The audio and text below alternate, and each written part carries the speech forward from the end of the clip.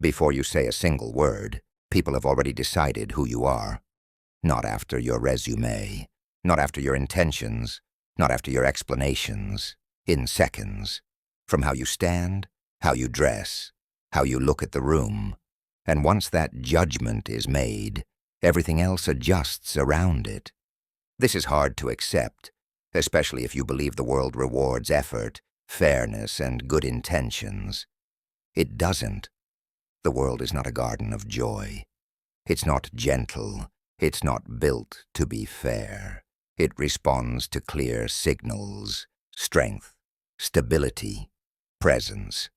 That's why someone competent, intelligent, deserving on paper gets passed over. Not because they aren't capable, but because they don't project that they can hold power. The system doesn't hand power to those who deserve it. It hands power to those who look like they can sustain it. And that realization is devastating for people who live inside ideals instead of reality. Because the moment you assume others think like you, play like you, value what you value, you become vulnerable. Animals understand this instinctively. The peacock doesn't explain his value. He displays it. The lion doesn't ask for authority. He occupies space. Humans are no different. This isn't manipulation. This isn't deception.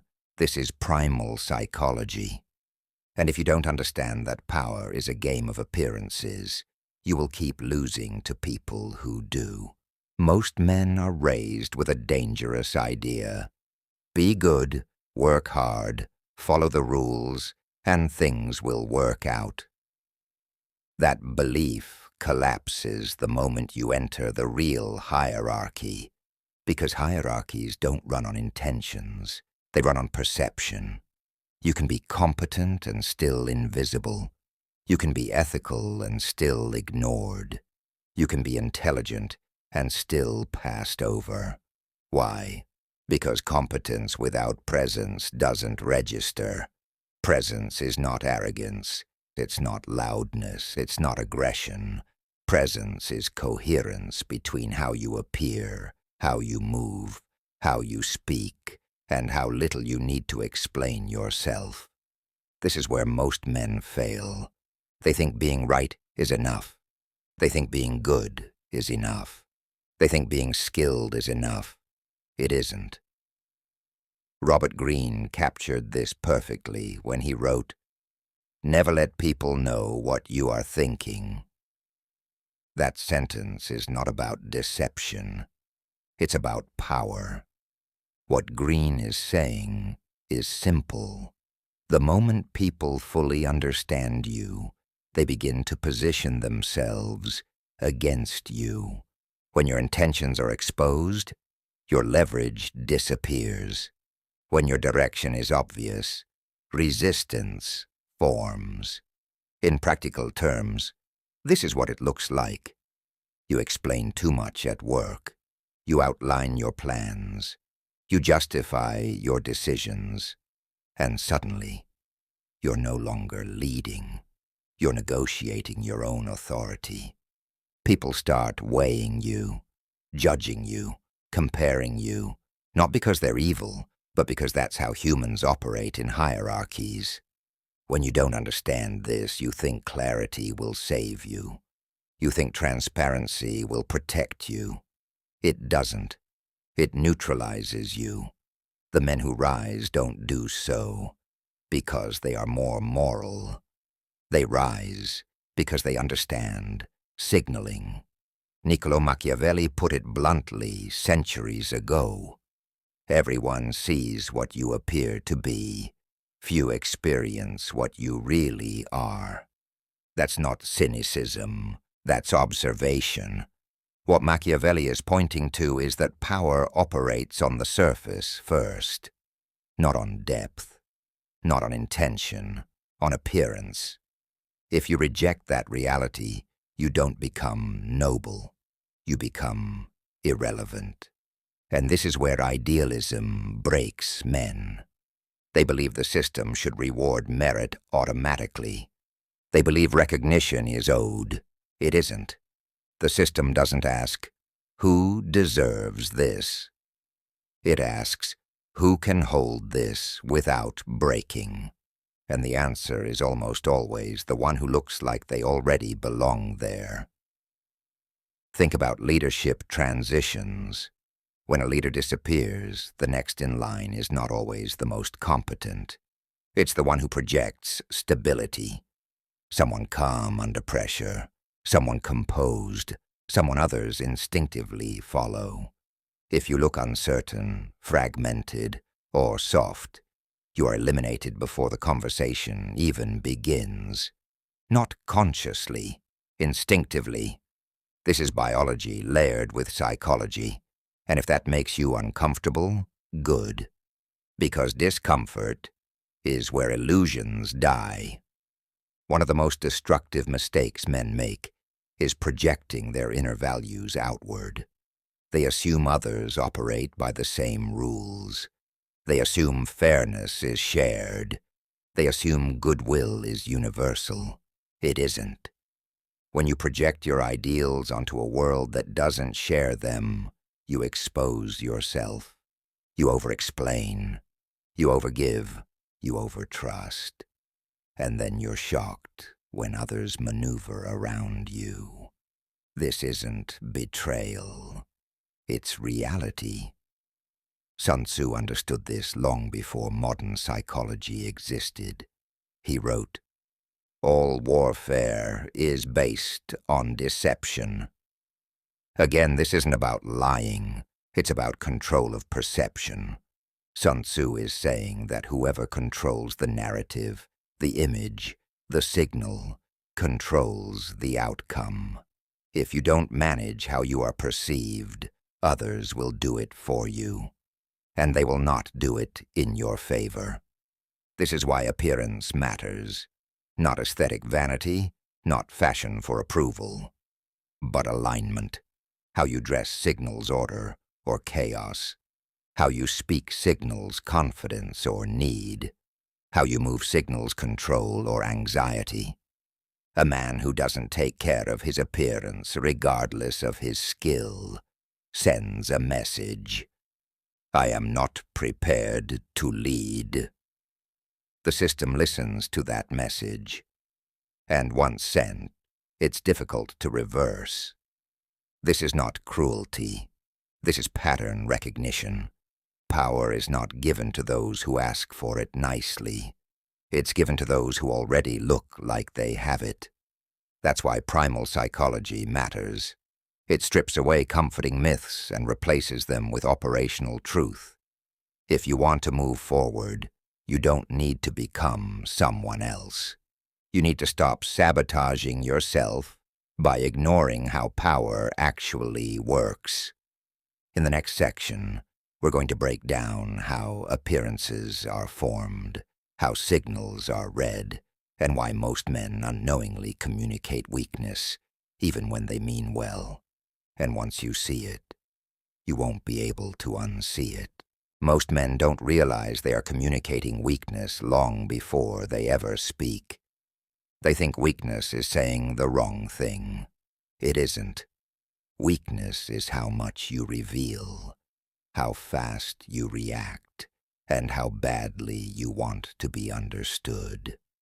Power reads signals, not explanations. This is where appearances become decisive. Every social environment is a hierarchy in motion. Workplaces, friend groups, families, gyms, rooms you walk into for the first time. In all of them, people are unconsciously asking the same question. Where does this man belong? Not morally, not intellectually, but hierarchically. And they answer that question almost immediately. How you enter a room matters. Whether you rush or move deliberately matters. Whether you look like you're seeking permission matters. Most men talk too much when they're uncertain. They fill silence to ease tension. But silence is not emptiness. Silence is signal. A man who is comfortable in silence communicates that he does not need approval to exist in the space. This is why people with power speak less, not more. They let the room adjust to them instead of adjusting themselves to the room. Friedrich Nietzsche understood this when he wrote, "The most powerful men have always been masked. This isn't about hiding who you are. It's about understanding that full exposure dissolves authority. When everything about you is accessible, predictable, and emotionally transparent, you become manageable. And manageable men are never given power. The mask Nietzsche refers to is not dishonesty.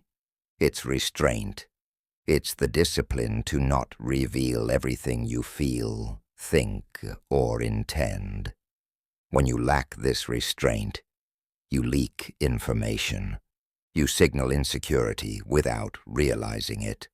For example, think about the man at work who constantly explains his decisions. He wants to be understood. He wants to be fair. But what he's actually signaling is uncertainty.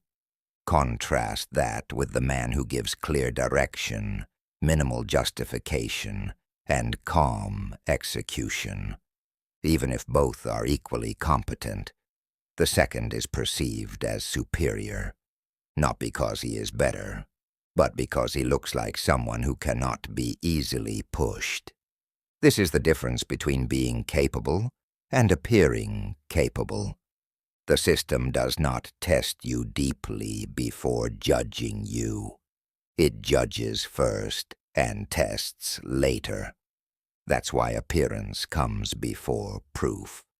Robert Greene addresses this directly when he says, "Court attention at all costs." People misunderstand this as vanity. It's not. Greene is saying that invisibility is death in hierarchies. If you fade into the background, you are removed from consideration. This doesn't mean you need to perform. It means you need to occupy space intentionally. A man who is always agreeable, always accommodating, always flexible, disappears. He blends in, and blending in is the opposite of power. This is especially dangerous for men who are intelligent and capable. They assume their work will speak for itself. It rarely does. Work speaks quietly. Presence speaks loudly. And presence is built through consistency of signals. How you dress is one of those signals, not because clothes give you power, but because they tell others how seriously you take yourself. A man who presents himself carelessly, regardless of his talent, sends a message of disorder, and hierarchies distrust disorder. They prefer predictability, stability, and control. That's why leaders, even informal ones, tend to dress slightly better, move slightly slower, and speak slightly less. These are not accidents. They are evolved signals. Another critical signal is how you treat people above and below you. Men who don't understand power either try to dominate everyone or please everyone. Both fail. The men who rise know how to do something subtle. They respect those above them without trying to outshine them. They treat those below them with calm authority, not insecurity. This aligns with another of Robert Greene's laws. Never outshine the master. This does not mean shrinking yourself. It means understanding timing and positioning. If you threaten those above you before you have power, they eliminate you. If you disrespect those below you, they undermine you. Power requires balance. Men who lack this awareness either provoke unnecessary resistance or lose loyalty, and both lead to stagnation. This is where primal psychology becomes practical. Power is not about domination. It's about being read correctly by the environment. If you appear unstable, you won't be trusted. If you appear desperate, you won't be followed. If you appear reactive, you won't be respected. This is why emotional control is non-negotiable. Men who react quickly signal that they can be controlled. Men who pause signal that they choose when to engage. And choice is power. Think of social settings. The man who laughs too hard, agrees too fast, or explains himself too eagerly is unconsciously telling the group where he stands. Lower. Not because he lacks value, but because he lacks containment. Containment is the ability to hold energy without spilling it. Strong men don't rush to be seen. They allow themselves to be noticed. They don't rush to be liked. They allow others to adjust. This is not manipulation. This is self-regulation. And self-regulation is the foundation of authority. When you don't understand this, you keep trying harder. You talk more. You give more. You prove more. And paradoxically, you lose ground. Because power does not respond to effort. It responds to signal clarity. In the next section, we're going to talk about unpredictability, not as chaos, but as controlled ambiguity. Why being fully readable makes you weak, and how controlled opacity makes you dangerous without being hostile. That's where appearances turn into leverage. One of the most misunderstood ideas about power is unpredictability. People hear that word and imagine chaos, impulsiveness, or emotional volatility. That's not power. That's weakness disguised as confidence. True unpredictability is controlled. It's not about acting randomly. It's about not being easily readable. When people can fully predict you, they can manage you. They know how far they can push. They know what will trigger you. They know when you'll comply. Predictable men are safe to exploit. This is why power has always favored ambiguity, not confusion. Ambiguity. There's a difference.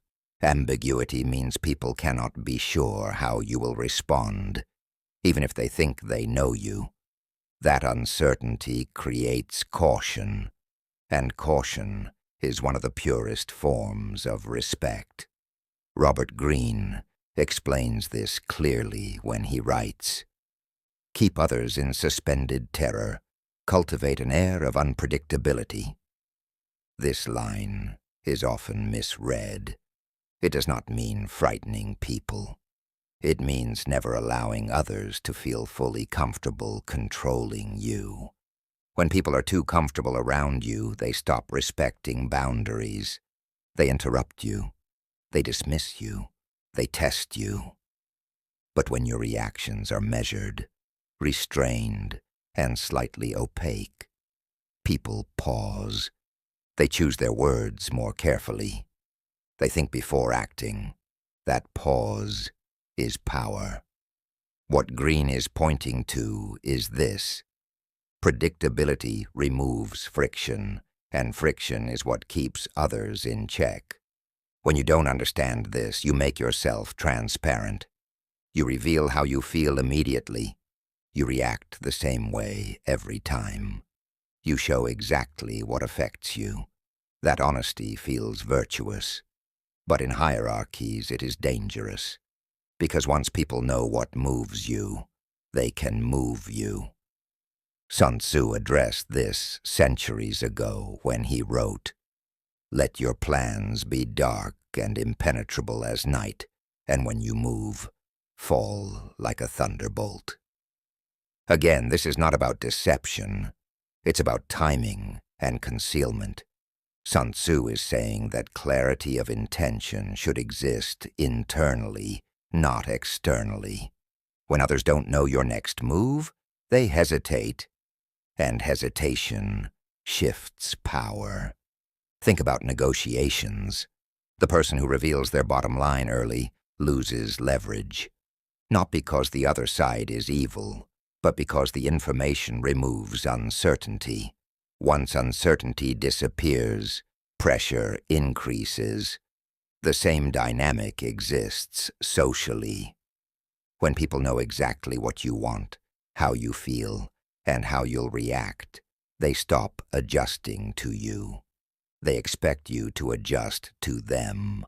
This is why emotional transparency, when uncontrolled, lowers status. It signals that you need to be understood. Needing to be understood is interpreted as need, and need is weakness in the language of power. This is primal psychology.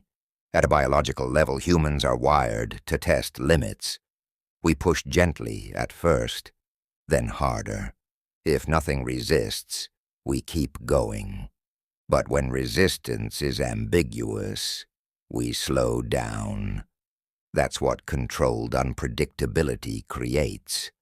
Not fear, boundaries. This is why powerful men rarely explain their inner world. They don't narrate their emotions. They don't justify their moods.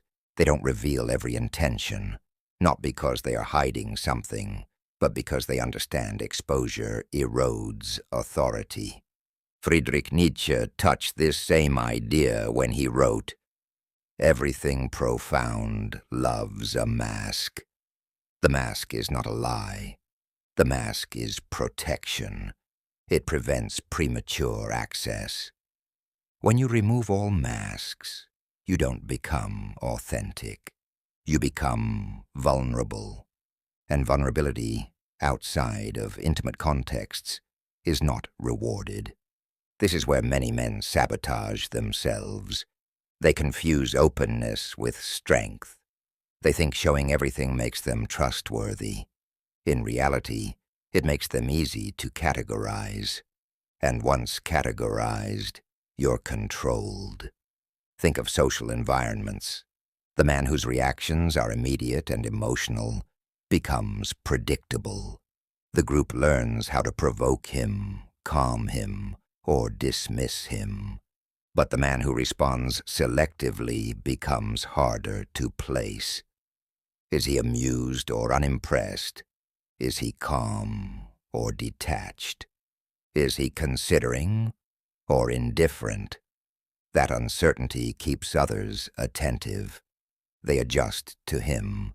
This is not manipulation, it's self-governance. You are not playing games with others. You are refusing to give them the keys to your nervous system.